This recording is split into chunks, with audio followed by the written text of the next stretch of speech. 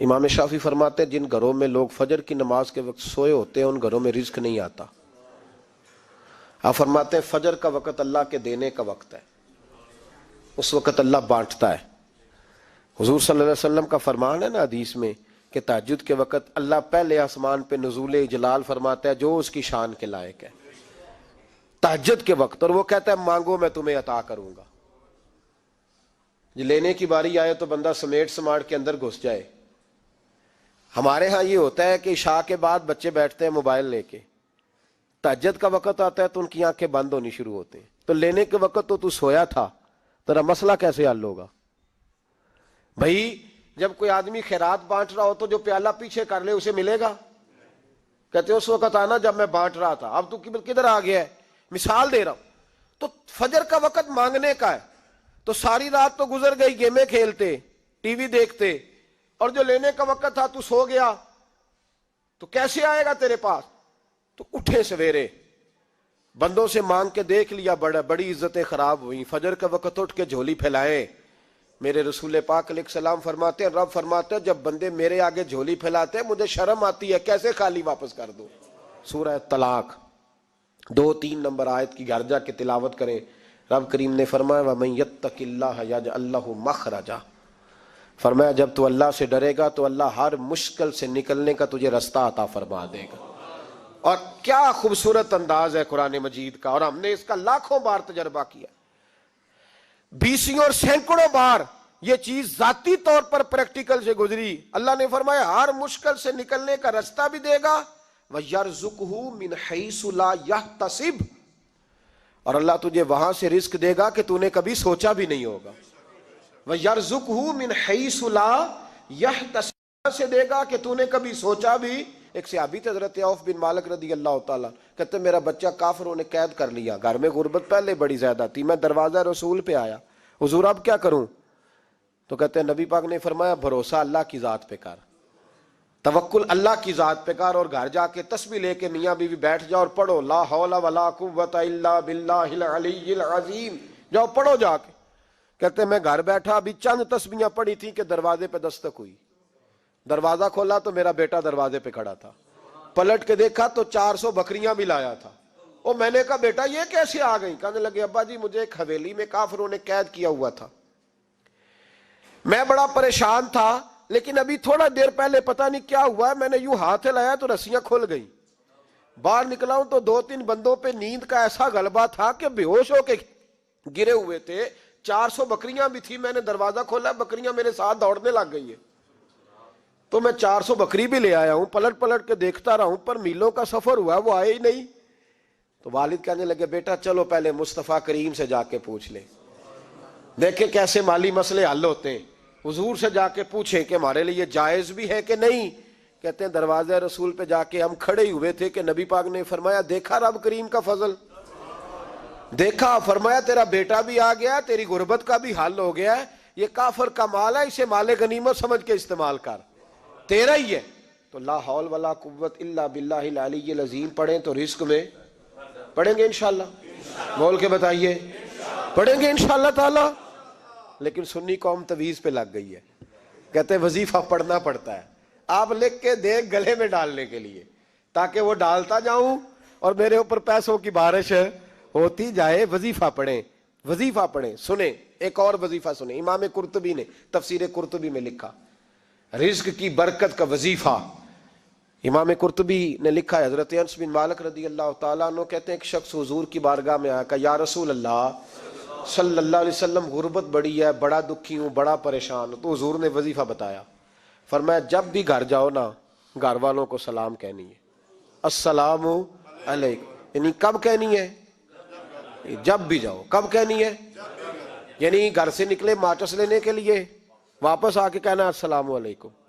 پھر گھر والوں نے کہا ہو یاد نہیں رہا تھا، وہ تو چینی بھی ختم ہو گئی ہے، پھر گئے چینی لینے تو واپس آ کے پھر السلام علیکم۔ انہوں نے کہا خو ناراض نہ ہوئیے گا، پتی بھی نہیں چائے کی، اب واپس گئے تو پھر واپس آ کے کیا کہنا ہے؟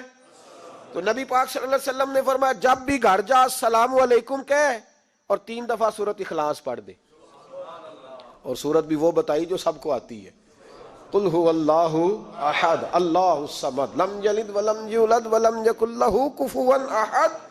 3 دفعہ یہ پڑھ دے. صحابی بڑے سیانے تھے, بڑے مسئلے حل کرتے تھے ہمارے.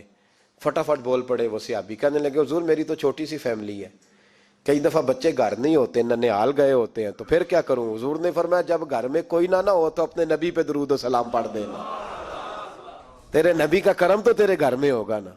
حضرت انس بن مالک رضی اللہ تعالیٰ عنہ فرماتے ہیں کہ ہم انتظار میں تھے کہ بندہ واپس آئے اور رزلٹ بتائے. کہتے ہیں وہ کچھ دنوں کے بعد واپس آئے تو عجیب بات کی انہوں نے. ہمسایوں سے کئی دفعہ بندے کی نہیں نا اتنی بنتی, اور کئی دفعہ لگتا ہے کہ میرا ہاتھ اوپر ہی رہے, یہ کہیں مجھ سے تگڑے نہ ہو جائے. کہتے ہیں وہ آئے تو نبی پاک صلی اللہ علیہ وسلم نے کہا کیا حال ہے تیرا؟ تو عرض کرنے لگے یا رسول اللہ صلی اللہ علیہ وسلم وظیفہ تو میں نے اپنے لیے پوچھا تھا اور میرے تو ہمسائے بھی امیر ہو گئے. حضور وہ تو میں نے اپنے لیے پوچھا تھا اور میرے دائیں بائیں والے لوگوں کو بڑی برکت ہوئی ہے. تو میرے محبوب مسکرانے لگے. حضور فرمانے لگے گویا برکتیں تیرے گھر میں جب برسی ہیں تو چھن چھن کے ان کا فیض اللہ نے تیرے ہمسایوں کو بھی عطا فرمائے. مشکل تو نہیں وظیفہ, کیا کرنا ہے؟ نہیں تسا نہیں آکھنا مشکل لگتا مینوں, نہیں تسی کر دینا سلام لو, تسی کہنا بندے اسی ہیں تے سلام اسی لویے, تسی لو جاؤ کے دوبارہ گھر جا کے کیا کرنا ہے؟ چلے کچھ نہ کچھ 55% بولے ہی ہیں ماشاءاللہ. کیا کریں گے؟ السلام, اور پھر کیا پڑھنا ہے؟ سبحان اللہ. 3 دفعہ سورۃ اخلاص پڑھ دیں, فرمایا اللہ برکت پیدا کر دے گا. اب سنیں, ایک دوست آئے, کہنے لگے حضرت جی بڑے پیروں کے پاس گیا ہوں, مالی مسئلہ حل نہیں ہوتا. تو میں نے کہا میں تجھے نبی پاک کی بارگاہ میں نہ لے جاؤں, پیروں کے پیر کے پاس نہ چلے جائیں. میں نے کہا سن تیرا مالی مسئلہ حضور حل کر دیتے. مشکات میں حدیث ہے, ایک صحابی نے کہا حضور غربت ہے, فرمایا روز رات کو سورۃ واقعہ پڑھ, تیرے گھر میں فاقہ نہیں آئے گا. اور یار بتاؤ جب نبی پاک نے کہہ دیا نہیں آئے گا تو آئے گا, حضور نے کہہ دیا نہیں آئے گا تو آئے گا, اللہ اکبر, آ ہی نہیں سکتا. تو وہ والا وظیفہ پڑھ جو مصطفیٰ کریم نے بتایا ہے, اور رب کریم کی بارگاہ میں گویا نیت ہو کہ یا اللہ میں کوئی خود تو نہیں نہ پڑھ رہا, تیرے نبی نے بتایا ہے. سورۃ واقعہ پڑھ, تیرے گھر میں فاقہ. حضرت عبداللہ ابن مسعود رضی اللہ تعالیٰ عنہ بیمار ہو گئے, شدید بیمار, اور بیٹیوں کے باپ تھے, بیٹیاں زیادہ تھی. حضرت عثمان غنی رضی اللہ تعالیٰ عنہ کا دور خلافت تھا. جناب عثمان غنی تیمارداری کرنے آئے اور کہنے لگے عبداللہ آپ بڑے بیمار ہیں, ابن مسعود آپ بڑے علیل ہیں, کچھ پیسے نہ بھیج دوں خزانے سے؟ تو حضرت ابن مسعود کہنے لگے ضرورت نہیں. کہا آپ کی بیٹیاں ہیں کام آئیں گے. تو آپ فرمانے لگے میں نے بیٹیوں کو خزانہ دے دیا ہے. کہا کیا خزانہ دیا ہے؟ کہنے لگے میں نے اپنی بیٹیوں کو پابند کر لیا ہے, وہ رات کو روز سوتے وقت سورۃ واقعہ پڑھ کے سوتی ہے. تو نبی پاک نے کہا فاقہ نہیں آ سکتا, تو لہذا میری بیٹیوں پہ کبھی فاقہ نہیں آ سکتا. تو روز یہ تو کہتے ہو داماد جی سے کہ بھئی آپ مہربانی کرو, کو خرچہ بڑھاؤ, بچی بڑی پریشان ہے, تو بچی کو بھی ایک خزانہ دے دو, اس کو بیٹے روز رات کو سورۃ واقعہ پڑھا کر. رات سورۃ واقعہ پڑھے, صبح سورہ ملک پڑھے, دن کے وقت سورۃ بقرہ پڑھے. میرے نبی پاک صلی اللہ علیہ وسلم نے فرمایا جس گھر میں سورۃ بقرہ پڑھی جائے جن تو کیا شیطان بھی دوڑ جاتا ہے. تو کوئی جادو اثر کر سکتا ہے؟ تو ان وظیفوں پہ عمل کریں جو نبی پاک صلی اللہ علیہ وسلم نے ہمیں عطا کیے ہیں. حضور غوث پاک نے بھی ایک وظیفہ بتایا ہے, وہ بھی بتا دوں آپ کو. غوث اعظم رضی اللہ تعالیٰ عنہ کی خدمت میں ایک شخص آیا, اس نے کہا حضور بڑی تجارت کرتا ہوں, کام نہیں چلتا. فرمانے لگے اب تو اللہ سے تجارت شروع کر دے. کیا مطلب؟ فرمانے لگے 10 کمائے تو ایک اللہ کے رستے میں دے, رب کریم اس کے بدلے میں تجھے 70 عطا فرمائے گا. اس نے کہا حضور اس طرح کروں؟ فرمایا تو یہ کر کے دیکھ, عبد القادر جیلانی وعدہ کرتا ہے اللہ تیری مدد کرے گا. غلام کہتے ہیں وہ 6 مہینے کے بعد آیا. پہلے جب آیا تھا تو پیدل آیا تھا, 6 ماہ کے بعد آیا تو 6 اونٹ تھے اس کے پاس, اور آ کے حاضر ہوا تو کہنے لگا حضور زندگی پتہ نہیں کہاں گزار دی, کاروبار کا تو مزہ ہی اب آیا ہے, اب مزہ آیا ہے کاروبار کرنے کا, اب مزہ آیا ہے. کہ 10 میں سے 1 دیتا ہوں, پتہ نہیں کتنا مہربان ہے. اور یہ آیت ہے وَيَرْزُقْهُ مِنْ حَيْثُ لَا يَحْتَسِبُ, تجھے وہاں سے دے گا کہ تیرا کبھی گمان بھی نہیں گیا ہوگا. روحانی معاملات کو بھی ضرور شامل حال رکھیں, اور مال مانگے اس سے جو بے حساب دیتا ہے, دنیا داروں سے نہیں مانگے, اس سے مانگیں جو دیتا ہے تو پھر بے حساب ہی دیتا ہے. دعا کرتا ہوں اللہ ہر گھر میں برکت پیدا کر دے, ہر گھر میں فضل کر دے. آخر دعوانا ان الحمد.